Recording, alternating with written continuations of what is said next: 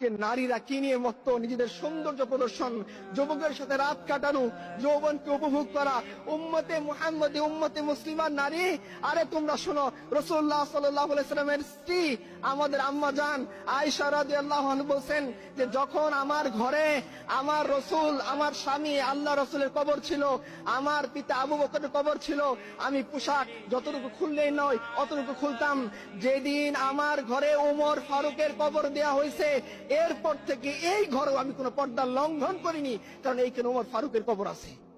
আর আজকে উম্মতে মুসলিমার নারী সে চ্যাট গ্রুপে বলে সে কয়টা পুরুষকে খাইছে। আল্লাহ লানত তোমাদের উপরে। তোমরা জানো না রাসূলুল্লাহ সাল্লাল্লাহু আলাইহি ওয়াসাল্লাম কি বলছেন?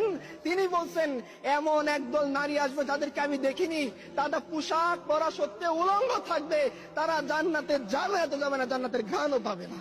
তোমরা শুনোনি এই কথা? তোমরা উম্মতে মুসলিমার নারী, আর তোমরা যুবকদের সাথে গিয়ে এই বাজে কাজে লিপ্ত হও।